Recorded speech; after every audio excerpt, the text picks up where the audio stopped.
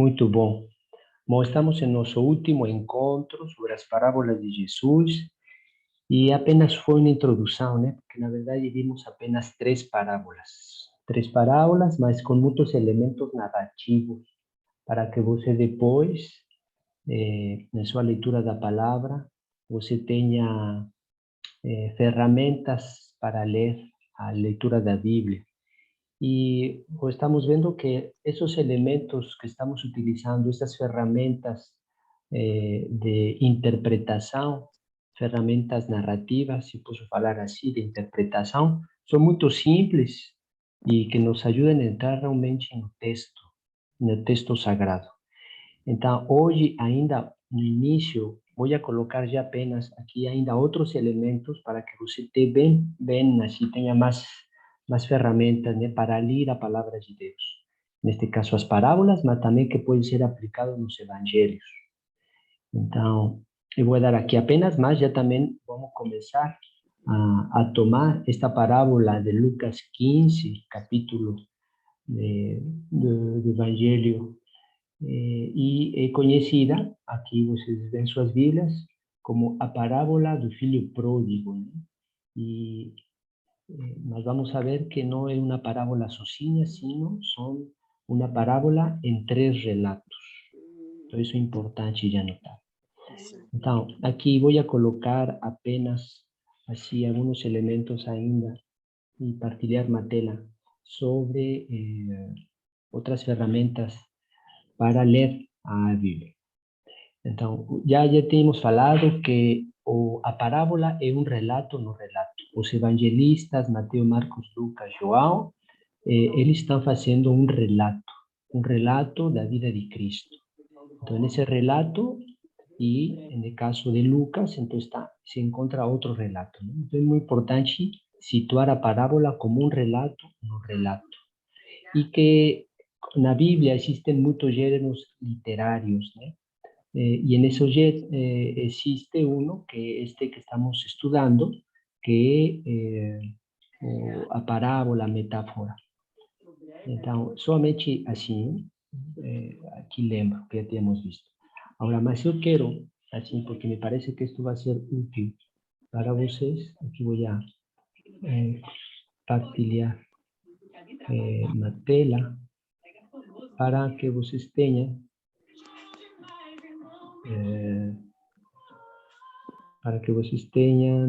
aquí una visión sobre los elementos narrativos.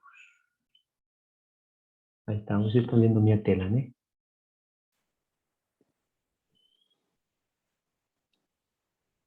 vemos ahí algunos elementos narrativos y lo que yo quiero colocar son esto que se llama instancias del relato. Me parece importante para la lectura que vamos a hacer de Lucas, ¿no? Instancias del relato, ¿qué quiero hablar con eso? Vamos a hacer una pequeña distinción entre o autor y o narrador. Mas para eso, es importante comprender eso, ¿no? O narrador se dirige a seu leitor, né? Aquele que está contando se dirige a uma pessoa histórica bem precisa. Por exemplo, se temos em Lucas, no início do seu evangelho, Lucas 1, vejam, aqui nos dá, bem, Lucas é o autor histórico, visto que muitos já tentaram compor uma narração dos fatos que se cumpriram entre nós, conforme nos lo transmitiram os que desde o princípio foram testemunhas oculares e ministros da palavra, a mim também parece-me conveniente, após a acurada investigação de tudo, desde o princípio, escrever-te de modo ordenado, ilustre Teófilo, para que verifiques a solidez dos ensinamentos que recebeste. Então, vejam que aqui Lucas, autor histórico, se dirige a seu leitor histórico, que é o Teófilo, né? Então, aí encontramos isto aí no seu evangelho. Autor histórico, leitor histórico, Lucas e Teófilo. Mas também, então, a primeira diferença entre o narrador e o autor é que o narrador vai se implicar na história, né? está no relato. Vemos isso bem no Atos dos Apóstolos, não? Como Lucas está relatando o que Paulo está vivendo na missão, e em um momento dado, ele fala, e nós estávamos no barco, e nós está. Então, está dentro, né? O narrador está no relato. Então, isso fica bem explícito aí, sobretudo nos Atos dos Apóstolos, né? Então, isso é importante tomar em conta entre o narrador. Agora, por que falo isso? Eu falo isso por o seguinte. Espera aí. Veja, é o que corresponde sobre nossa parábola, né? Encontramos em nossa parábola, Jesus conta uma parábola. Vamos aí, Lucas capítulo 15. Vean como dice, todos os publicanos e pecadores aproximavam-se para ouvi-lo. Os fariseus e os escribas, porém, murmuravam, esse homem recebe os pecadores e come com eles. Contou-lhes, então, esta parábola. Então, Jesus vai dar esse relato. A quem? Aqui diz, aos fariseus e aos escribas. Né? Então, vejam que temos um relato de Jesus dentro do relato evangélico dado por Lucas, né? E que encontramos o autor, que pode ser qualquer evangelista, el leitor que somos eu. Claro, nós, né? Eu. Claro que Lucas, quando está escrevendo seu evangelho, se está dirigindo a Teófilo historicamente. Mas também vemos que esse escrito está dirigido a todos aqueles leitores que tenham nas mãos esse evangelho. Então, que aí vemos essa distinção também, né? Entre esse leitor histórico, mas também aquele leitor o qual vai ter entre suas mãos esse evangelho. Né? Então, vemos assim como distinguimos autor histórico e narrador que está dentro da história, também fazemos uma distinção entre o leitor histórico e o leitor que somos nós, né? E que esse escrito também está dirigido a nós. Né? Então, me parece isso importante. ¿Por qué digo eso? Porque vamos a ver, sobre todo en esta parábola de Lucas 15, podemos nos sentir implicados dentro, ¿no? Nos descubrir dentro de esa parábola. Entonces, ese escrito también podemos decir que está dirigido a nosotros. Y vamos a ver con qué características está dirigido. Entonces, vean, Lucas, ¿qué fará seu leitor? Mas não os fariseus. Jesus está falando esta parábola aos fariseus. Então, Lucas, quando está contando todo este relato das parábolas, não está respondendo aos fariseus. Né? Então, parece simples, e de fato é muito simples a compreender. Mas coisas assim, estas ferramentas são importantes quando, que são exegéticas, né? De fato, estes estudiosos da Escritura Santa utilizam estas ferramentas que estamos vendo aqui tão simples, mas que dão uma visão realmente e nos permitem entrar no texto sagrado. É por isso que eu coloco aqui.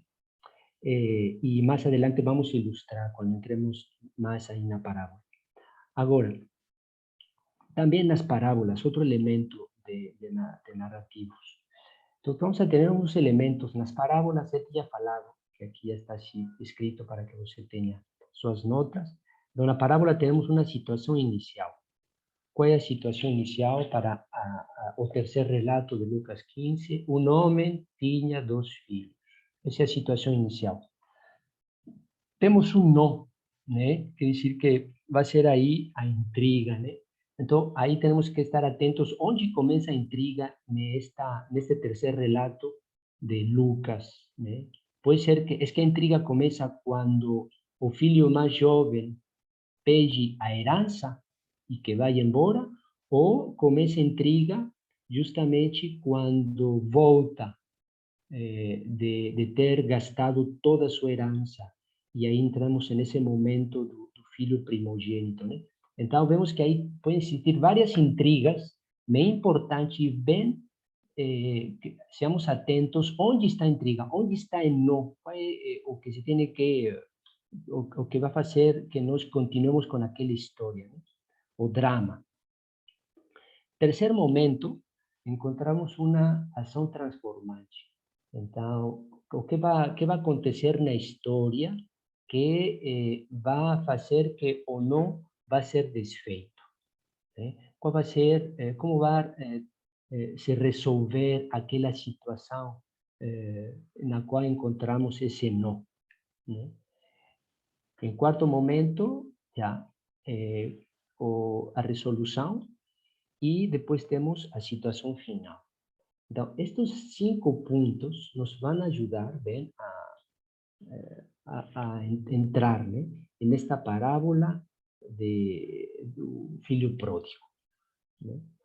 Existem dois tipos de intrigas, né, aí nas parábolas, dois tipos de intrigas. Uma que se chama de resolução ou de revelação. Resolução, então, temos um problema e já fica resolvido. E a revelação que vamos ver aí também em parábola de filho pródigo, porque Jesus vai nos fazer realmente uma revelação do Pai, né? Então, contando-nos uma história, Cristo nos revela o Pai, né? Claro que podem existir misturadas estes dois tipos de intrigas, né? De resolução ou de revelação. Agora, uma pequena palavra sobre a personagem. Né? Porque vamos aí na parábola do filho pródigo, temos vários personagens. Então, existem duas possibilidades de conhecer o personagem. O narrador, neste caso, que Lucas, ou Jesus, porque é narrador que nos está dando esta parábola, Jesus já nos dá elementos de conhecimento, se tomamos, por exemplo, o Pai.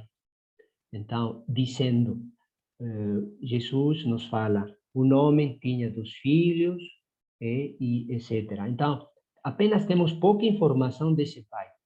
Começa dizendo um homem, e depois, à medida que avança a história, vamos a saber que esse homem pues, tem uma certa riqueza, porque o filho está trabalhando no campo, etc. Né? E porque ainda é capaz de fazer uma festa.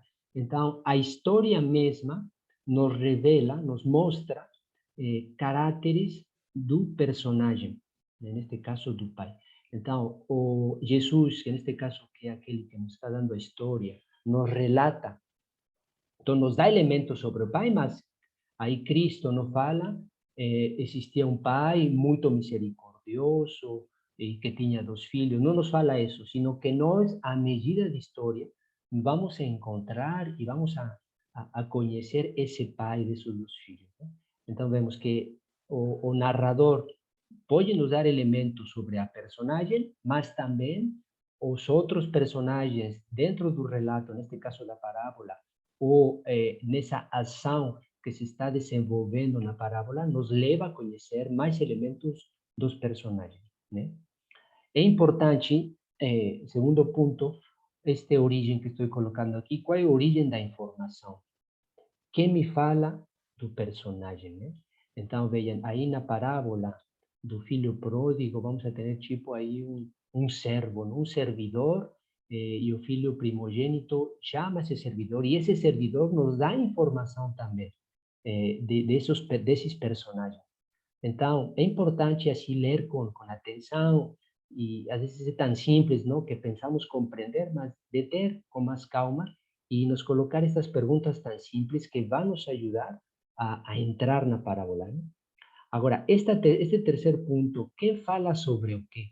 É muito importante, muito simples, mas muito importante, e vamos ver assim uma maneira bem concreta, mais adiante com a parábola, como vocês vão, esta simples pergunta nos permite compreender bastante, muito mesmo, sobre as personagens e desenvolver mesmo o lado assim um pouco mais que não se vê, invisível, é dizer, espiritual, né? Dos personagens e que manifesta bastante sobre esse ensinamento de Cristo. Né? De Cristo quer nos mostrar algo através desses personagens.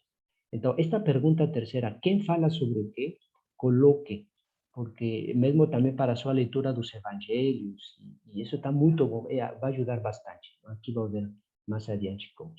Outro elemento é este de focalização. Então, existem três tipos, externa, interna ou uma avaliação que o próprio narrador está fazendo. A focalização interna, começo por aí, a focalização interna, é aquela que encontramos aí no filho pródigo, né? Quando está aí com os porcos e diz quantos caem em si, não? Diz quantos servidores de meu pai, né? Têm alimento, etc, etc. Então, o narrador, neste caso Cristo, que está contando a parábola, faz um focus, entramos no pensamento, no coração desse filho pródigo. Então, temos aí, nos estamos centrando focando no que está sucedendo no coração, no pensamento do filho pródigo, né? Então, aí temos uma focalização interna. Uma focalização externa é um pouco a cena, né? A cena do personagem. Então, vamos a dizer assim, o quadro que marca o relato, né? E também existe uma avaliação que é dada pelo próprio narrador. Pensemos, por exemplo, aí no livro na parte da transfiguração do Senhor. Então, diz aí que acordaram e viram aquele Nosso Senhor transfigurado, mas acordaram, e aí diz, neste caso, o narrador, que se trata de Lucas, de Mateus, diz, aí, sim, de fato, estavam muito cansados. Então, essa anotação, vejam que aí vai ser uma avaliação, neste caso de Lucas, né? Que está contando sua história, que estão muito cansados e que quando acordaram viram Nosso Senhor transfigurado, e Lucas aí acrescenta assim, na verdade, estavam muito cansados, né? Então, aí temos uma focalização assim, como uma avaliação do próprio evangelista que nos leva a compreender ainda situações desse relato, né? Então, veja que essa focalização nos ajuda finalmente, diante de todo esse relato, onde estamos colocando nosso foco, né? Em uma situação, o foco na história que nos está contando aí, de aquele pai, daquele homem com 2 filhos, está focalizando no interior neste caso, do filho pródigo, que está acontecendo na mente, no coração dele, ou é uma avaliação do próprio narrador, né? Agora, já para terminar e já começar com a parábola, um último elemento sobre a gestão do tempo, né? Como o narrador, neste caso Lucas, evangelistas, como organiza seu tempo para contar-nos essa história, né? Então, vamos dizer que existe aí, para que você já veja, existem 2 tipos de tempos, o tempo da história e o tempo do relato, né? Vejam, o tempo do relato, na parábola do filho pródigo, compreendemos, porque diz, chegou um momento em que já tinha gastado tudo. Então, em apenas 3 segundos, 4 segundos, já nos deixa pensar que seguramente se passaram pelo menos meses, ou pode ser até um ano, né? Então, vejam como ele está aí administrando o seu tempo para fazer-nos contar, entrar nesse relato. Então, tem um tempo do relato, que é relativamente aí, muito curto nesse exemplo do filho pródigo, mas também temos o tempo da história, né? Vejam, aqui, esse tempo da história, aqui eu coloquei como exemplo o Evangelho de João, né? Então, o Evangelho de João vai, vejam como 12 capítulos para contar-nos 3 anos de Cristo. 12 capítulos, né? E 9 capítulos para contar-nos 3 dias. Então, o Evangelho de João tem 21 capítulos. Ele administrou todo esse tempo. Então, vai contar-nos 3 anos e 3 dias da vida de Cristo, ou até um pouco mais, né? Em 21 capítulos, dos quais 12 vai consagrar 3 anos e 9 para 3 dias. Então, quer dizer que Vean que aí o tempo do relato desses 9 capítulos, o que acontece nesses 3 dias, é de uma importância capital, né? Então, insiste nesse tempo do relato para contar esses 3 dias, é muito importante para nós. Então, temos aí um pequeno tablo que nos pode ajudar, né? Veja, se o tempo da história é maior que o tempo do relato, então é de pouca importância, né? Pouca importância aquilo que nos está sendo contado, no relato, neste caso, pouca de importância. Se o tempo de história é igual ao tempo do relato, então temos que estar mais atentos aos diálogos, né? Então, quais são os diálogos que nos está dando aquele relato? Mas se o relato é maior que a história, o tempo da história, então nos leva a estar atentos, sim, ao relato, porque o relato tem uma grande importância, e, sobretudo, estar atento a todo esse tipo de focalizações, né, internas. Vejam, o Evangelho de João, essa focalização interna, quando o Senhor está dando grandes discursos. Então, Cristo está colocando o seu coração, está dando todos os seus segredos a seus discípulos. Então, estamos vendo, estamos focalizados em Cristo, que está dando seus segredos, né? Então, aí temos apenas, eu queria colocar isso também para vocês, porque me parece que isto vai ajudar para você, a sua leitura, né, como estamos fazendo, de parábolas ou evangelho. Então, é por isso que decidi ainda dar poucos elementos sobre elementos de narração, de narratividade, não sei se assim se fala, ou de narração, ou ferramentas narrativas. Tá certo? Muito bom. Então, agora, aqui vou interromper isto, e vamos entrar já a parábola do filho pródigo, né? Que realmente é uma pérola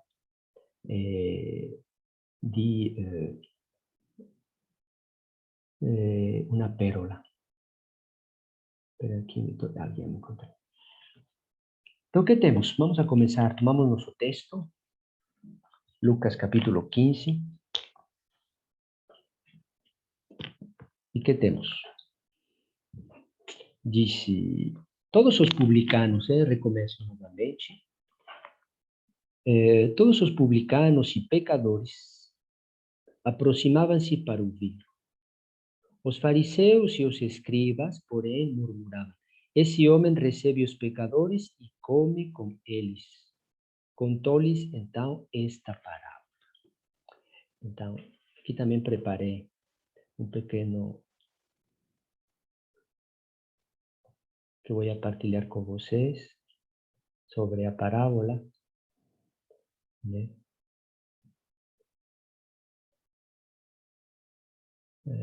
Aqui vou partilhar.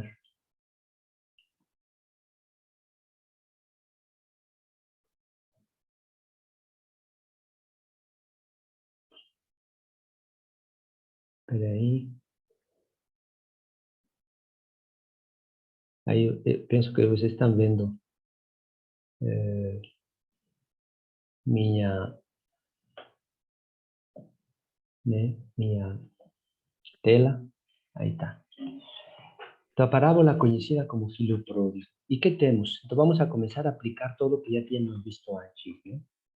Vejam, esta parábola é importante primeiro situá-la no seu grande contexto. Qual é o contexto desta parábola? Primeiro, o grande, né? Então, estamos em Lucas capítulo 15. E Lucas capítulo 15 se situa dentro do Evangelho de Lucas, na subida a Jerusalém. Então, Cristo está subindo para já viver a paixão dele. Isso é importante ter em mente. E está subindo, e saber que também Lucas vai consagrar um terço do seu Evangelho para contar-nos esta subida. Porque Mateus vai ser menor, aqui em Lucas vai tomar um terço do seu Evangelho. Então, lembremos-nos isso que falei do tempo do relato, né? Tempo da história, todos os capítulos do Evangelho de Lucas, tempo do relato. Esse tempo do relato, vem que vai tomar um terço. Então, quer dizer que aí devemos estar atentos, né? O que vai acontecer nessa subida a Jerusalém? Então, nessa subida a Jerusalém, aí nos dá esta parábola. Vejam, só para que você tenha informação também. Note essa informação, que até eu também poderia anotar, mas você nota. Então, do capítulo 1 ao capítulo 10, Jesus era, tirando os evangelhos da infância, né? Jesus vai se manifestar em poder e com palavras, do capítulo 1 ao capítulo 10 de Lucas. E do capítulo, neste caso, 10 até 19, aí eu posso dar os versículos mais precisamente, né? El capítulo 9, versículo 51, e a partir do até 19:48 é a subida a Jerusalém, né? Então, aí, essas, se depois você quer, aí me pede e eu passo os números. Então, o que vai acontecer nessa subida a Jerusalém? Nessa a subida a Jerusalém, vejam, aí vou colocar no capítulo 19, que ainda Jesus já está subindo e vai encontrar um homem chamado Zaqueu. Zaqueu, que está Lucas 19. Zaqueu. Mas penso que é melhor, vou aqui, depois vamos a botar esta tela, mas me parece, vou colocar esse quadro, né?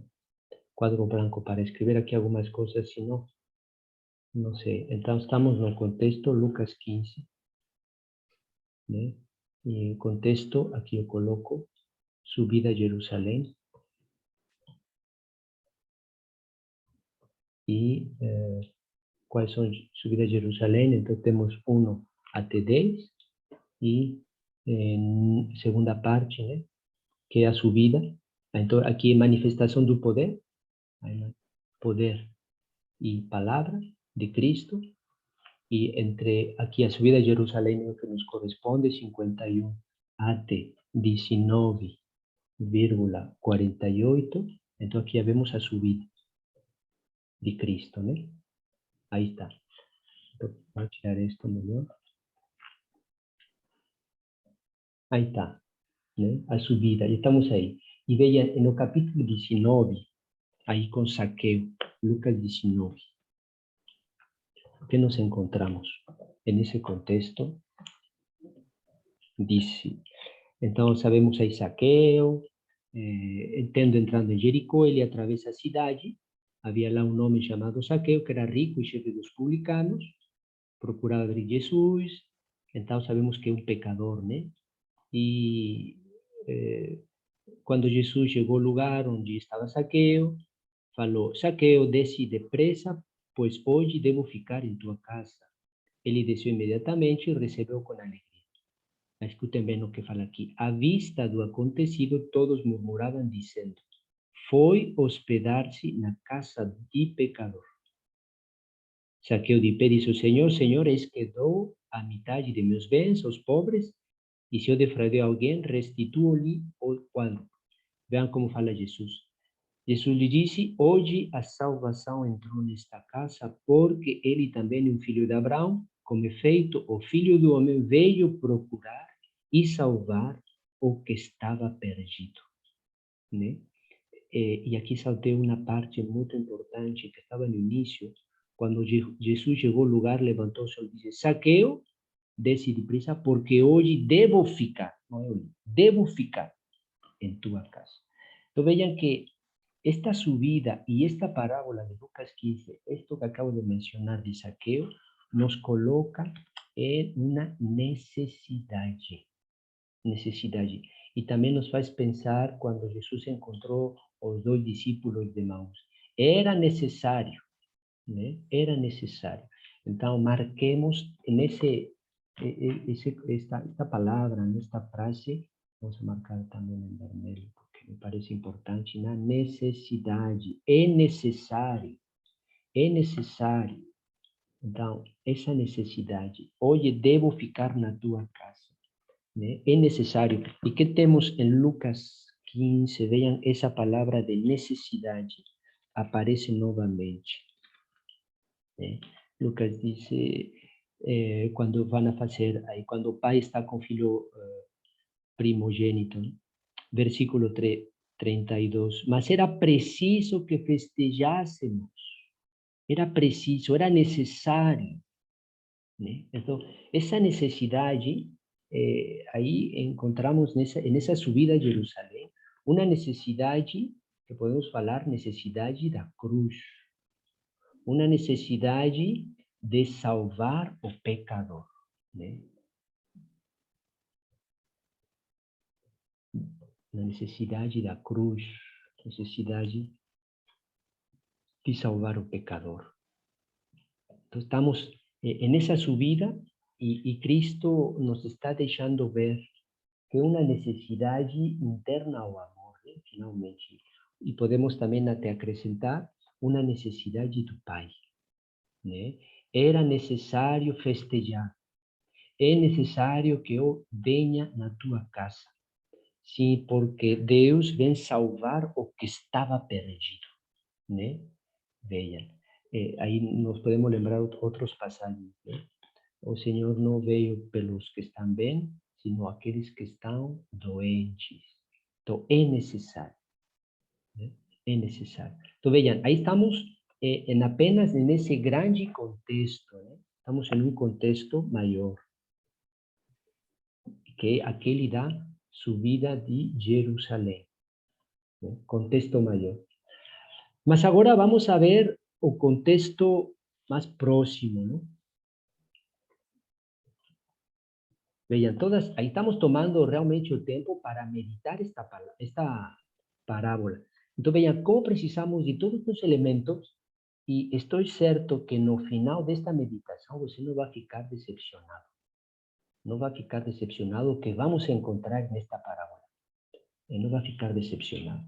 Mas precisamos de ir poco a poco, ¿eh? Entonces, vean, estos elementos son importantes. Y vemos cómo, en una homilía, pues no podemos meditar un texto así, ¿no? Esto reclama así un estudio, y yo espero, y sería una bonita cosa, que después de esto que estamos viendo, hasta usted sienta así ese fervor de ir a rezar, porque eu que yo, ahí cuando yo estaba estudiando ahora esto, yo me sentí mucho así, puxado a ir a encontrar o Pai, a me perguntar-me quem é o Pai, não? Depois de ter estudado esta parábola que estamos estudando aqui.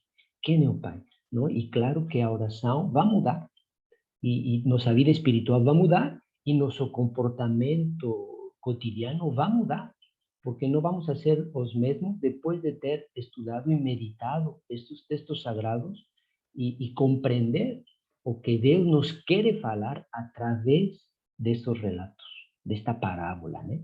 Lembremos-nos que falamos aí no início das aulas, que também as parábolas querem mudar, não querem nos desfocar de si mesmo, nos levar além.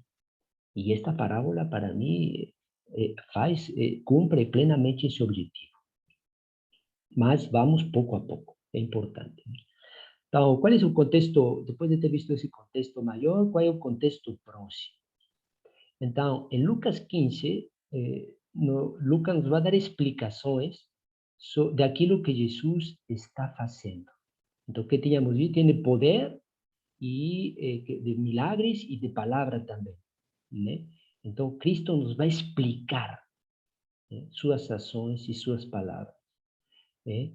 E que nos fala também que Jesus vem reintegrar o Filho, né? Jesus vem reintegrar o Filho e Jesus nos ensina, neste caso que podemos falar aqui, vou anotar, sobre, ou vem nos revelar, porque esta parábola é uma revelação, vem nos revelar quem? O Filho e o Pai. Então, lembremos-nos também do que já tínhamos falado, né? Onde está Cristo nesta parábola? Bem, aí já não vai estar tão simples. É que Cristo é o filho pródigo? É que o Cristo é o filho primogênito? É que Cristo está aí no Pai? Onde está Cristo nesta parábola? Então, esta parábola nos vai dar uma revelação do Filho e do Pai. Penso mais, sobretudo, uma grande revelação do Pai, né? Aqui eu marco.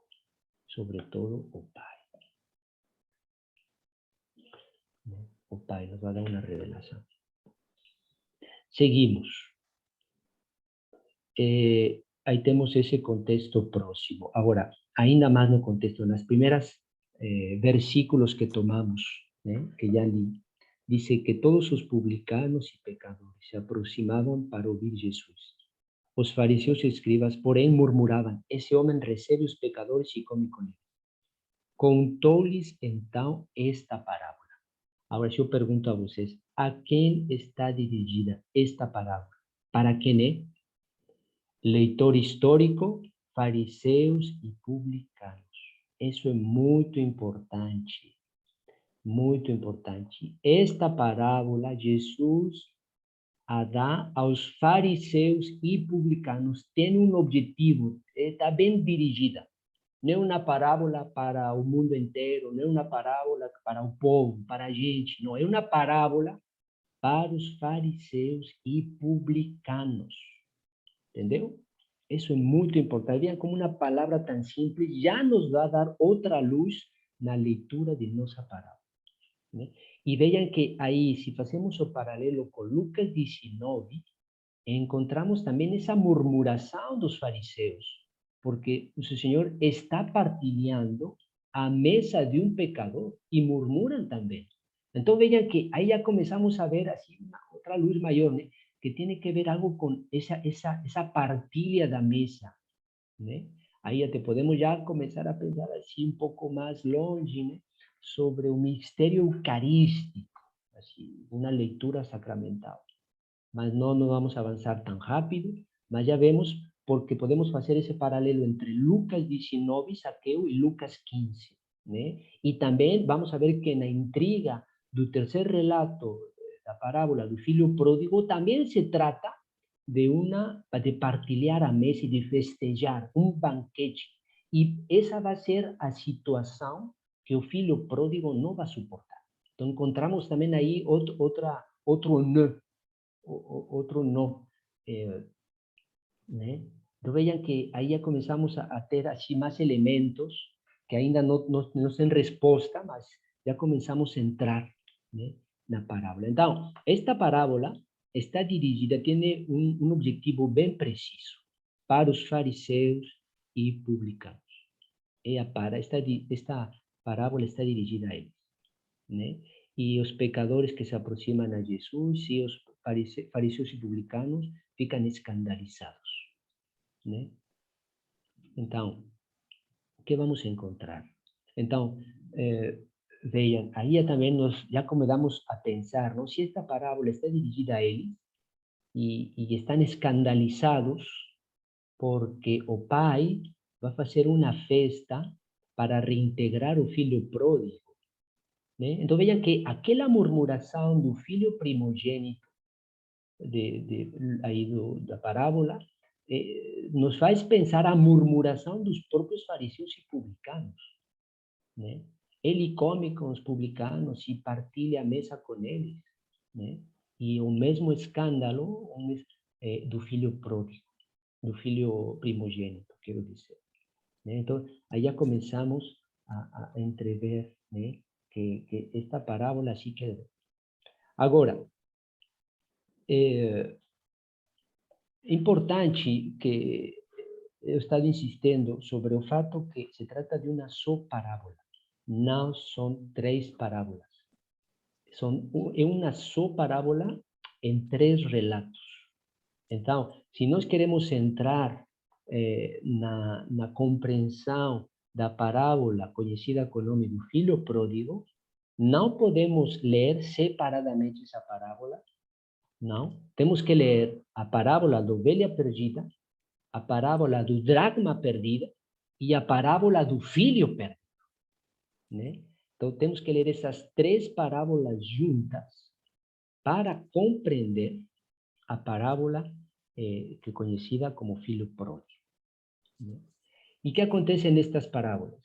Então, conhecemos, que não vou tomar apenas aqui os aspectos, então é ovelha, o dracma e o filho.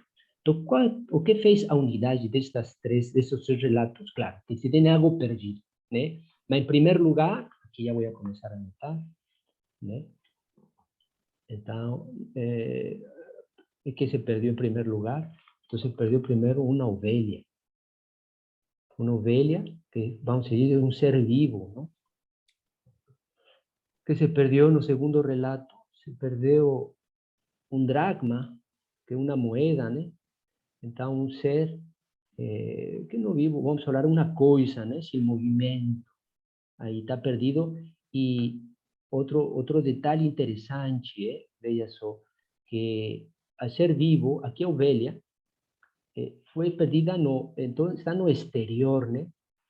Foi no exterior que se perdeu esta ovelha. Saiu, se perdeu.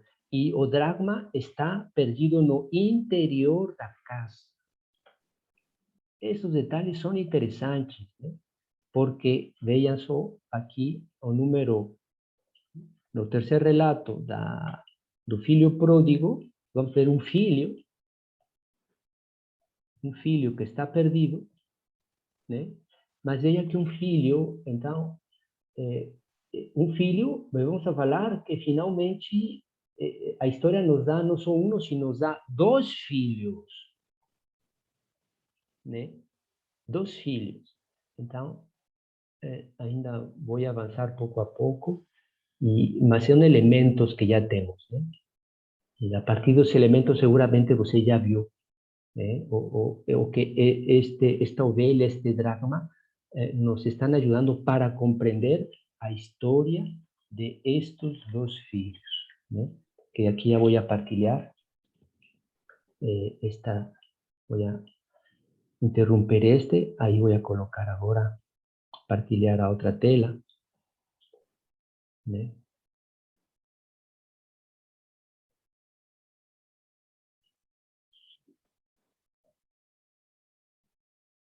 Agora vou partilhar esta.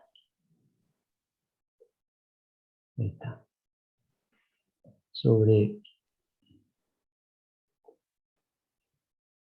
Veja, encontramos um paralelismo, né? A ovelha está perdida no exterior. Primeiro relato que acabo de notar. O dracma está perdido no interior. O filho pródigo está perdido no exterior da casa, né? Nos fala aí a parábola que se afastou da casa do pai. Ele foi, aí nos fala, poucos dias depois, ajuntando todos os seus saberes, o filho mais jovem partiu para uma região longínqua e ali dissipou sua herança numa vida devassa. Então, o filho pródigo, a ovelha nos ajuda a compreender um pouco esse filho pródigo.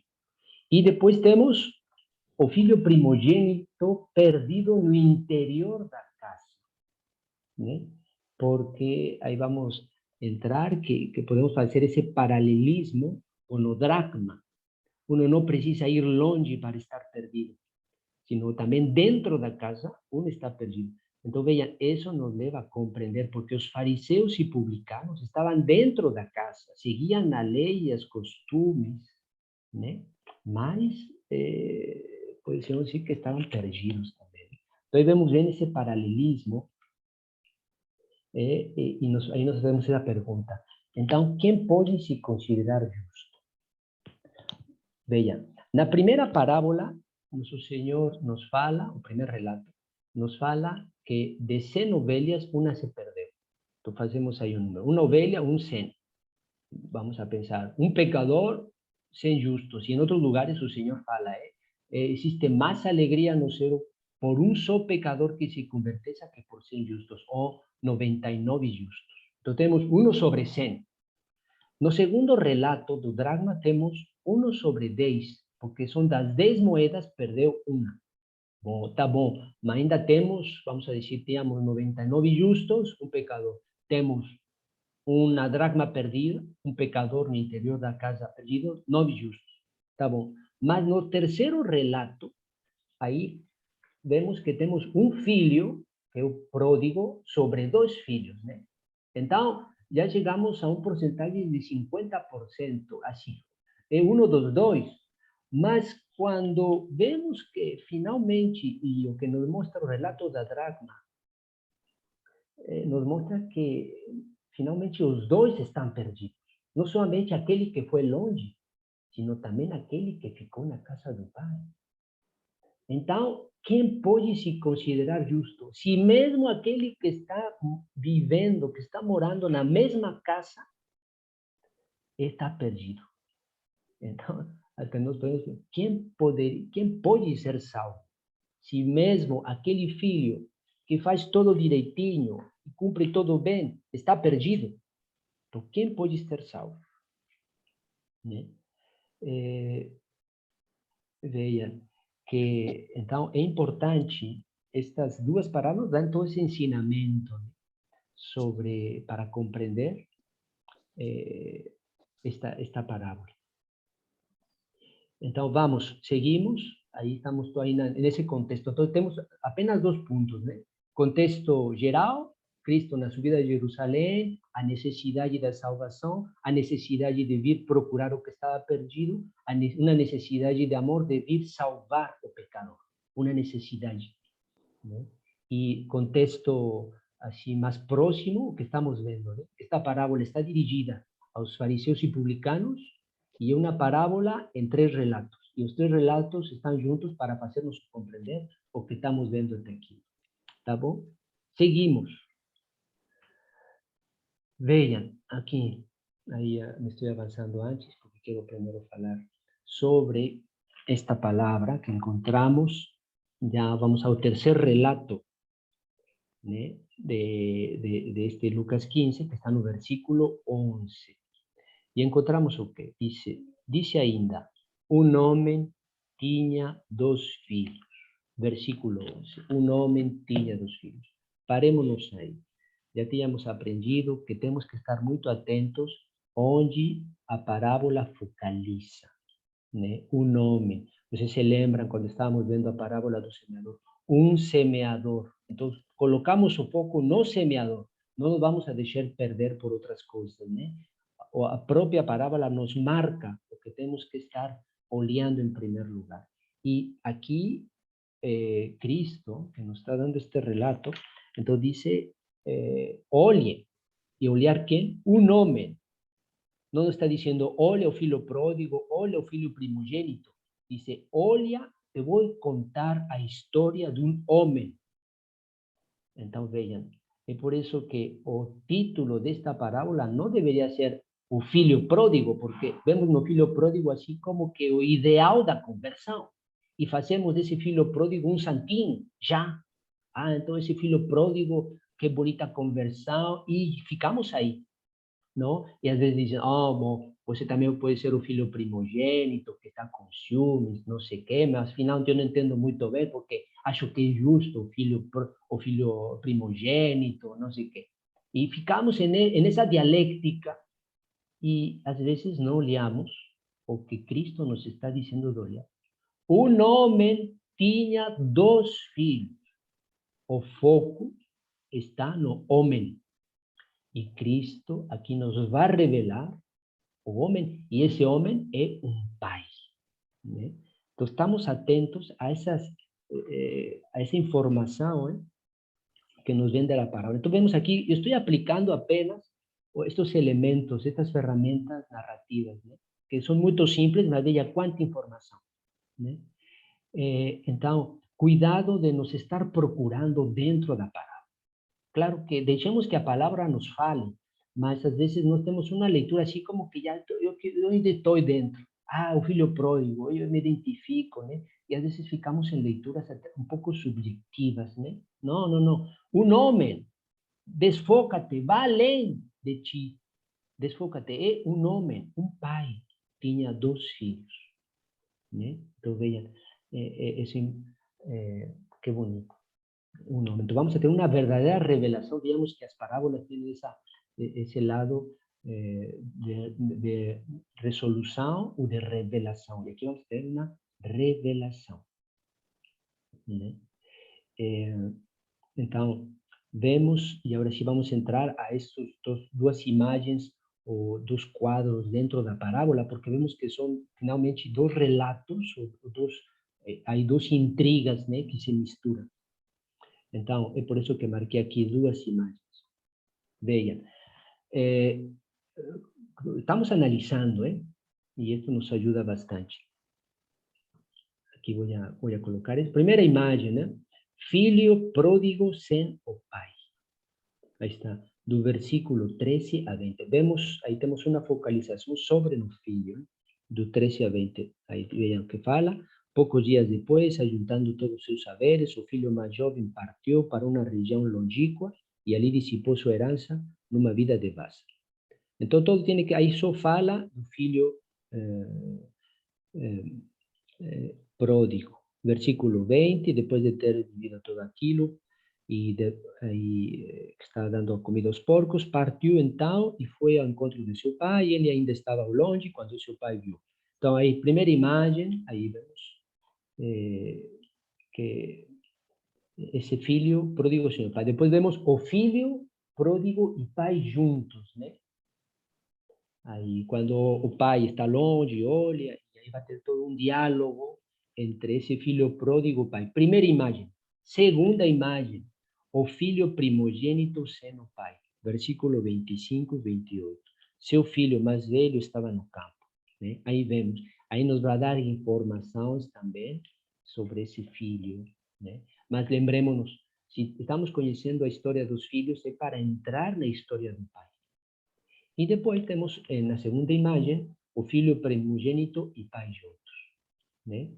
Então, aí temos que, e vemos esses dois, dois relatos juntos, né? Entre o filho pródigo com o pai, sem ele, com o pai, o filho primogênito, sozinho, com o pai. Duas imagens. Né? E também outro elemento que vemos aqui no texto, vejam que quando o filho pródigo vai embora, né, podemos dizer que o filho primogênito regressa, está em casa. Né? Mas quando o filho pródigo regressa, o filho primogênito não quer entrar. Então também temos aí um paralelismo assim, coisas contraditórias, né? Quando um está presente, outro não está. E quando outro está, outro não quer estar, né? Então, e que vamos encontrar nessa atitude de que o pai sempre está fora, indo ao encontro do filho, qualquer que se trate do pródigo ou primogênito. O texto que nos fala.